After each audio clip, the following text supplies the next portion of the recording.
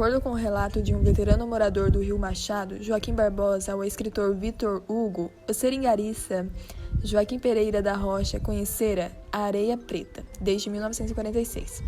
2 anos depois, a tal areia foi mostrada ao padre José Maria Francisco Pucci, conhecido como Padre Chiquinho. Em 1956, um engenheiro hindu foi enviado para fazer um levantamento mineralógico em Rondônia. Estava aberta a história do minério de estanho no território, que se tornou a província essanífera do Brasil.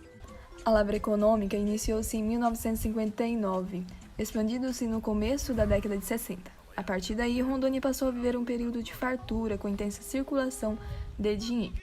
Já em 1960, houve uma produção de 49 toneladas de minério e em 1962 produziu-se 678 toneladas. 10 anos depois, em 1972, produziu-se 2.794 toneladas de minério, quando o país já havia se tornado autossuficiente e começou a exportar estanho em lâminas para o exterior. Todo o minério vinha das minerações localizadas nos rios Machado, Machadinho, Jamari e Candeia. O período áureo da garimpagem manual na região situa-se entre os anos de 1968 a 72.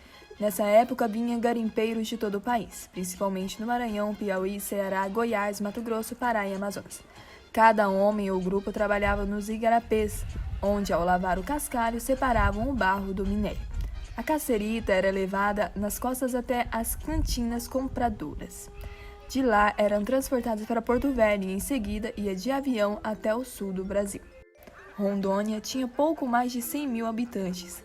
Destes, a grande maioria vivia na indústria extrativa vegetal ou mineral, sendo que, dependendo da época e do momento, aqueles rudes extratores tanto podiam ser garimpeiros quanto seringueiros.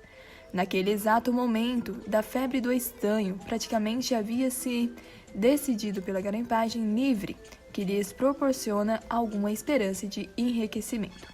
Alguns garimpeiros haviam chegado nos últimos momentos da década de 70. Outros eram moradores de Rondônia desde que haviam descoberto os garimpos de diamante nos rios de Paraná, comemoração de Floriano, Pimenta Bueno e Roosevelt. Na mesma década de 50, em que os garimpeiros de diamante descobriram a cassiterita nas terras dos seringaristas, Joaquim Pereira da Rocha, responsável pela análise do material e, consequentemente, pelo início da extração do minério.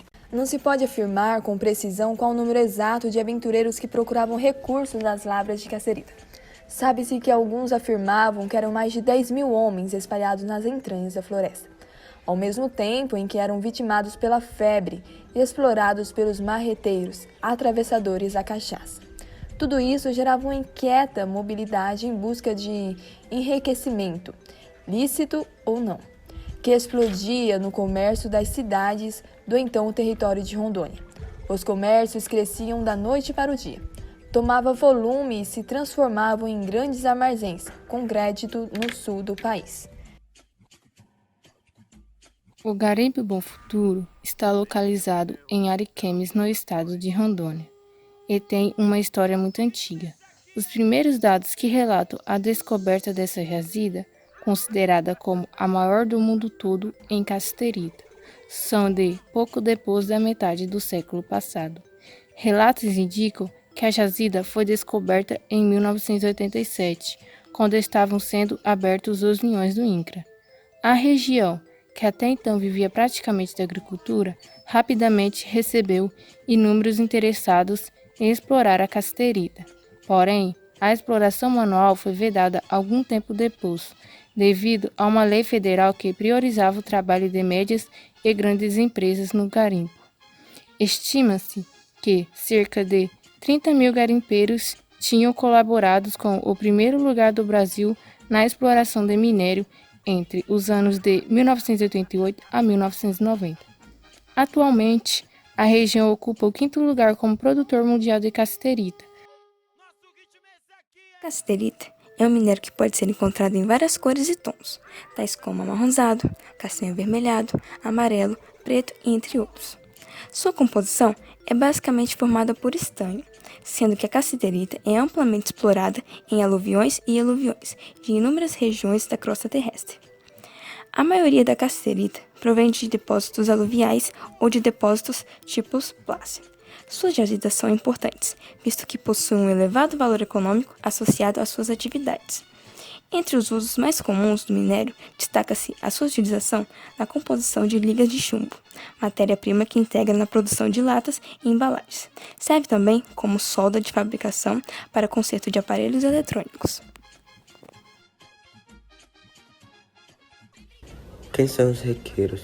Com a mecanização da extração da cassiterista, no garimpo Bom Futuro, cria-se a classe de requeiros, que nada mais são que os garimpeiros que vivem às margens das máquinas, catando os restos de minério que por elas são deixados diariamente. Segundo dados publicados pela Folha em 1944, cerca de 1.500 requeiros trabalhavam na época das margens das escavadeiras. Impacto ambiental do garimpo Bom Futuro. A extração de minério do garimpo é uma das grandes poluições do meio ambiente. Inevitavelmente, há prejuízos consideráveis para a natureza local, e em alguns casos, danos são até mesmo irreparáveis. Tratando-se especificamente do garimpo Bom Futuro, entre os principais impactos observados, o assoreamento de alguns dos rios, igarapés e lagos da região é uma das maiores preocupações, visto que pode comprometer diretamente a todo o sistema fluvial do local. Outro ponto que requer atenção é o descontrole na exploração, que pode gerar risco para as pessoas que trabalham, residem ou transitam próximo a jazidas. Também vale ressaltar que a extração mineral traz muitos prejuízos para a floresta. Dados de 2008 demonstram que a região do garimpo Bom Futuro havia sido responsável pelo desmatamento de uma área superior a 9 km².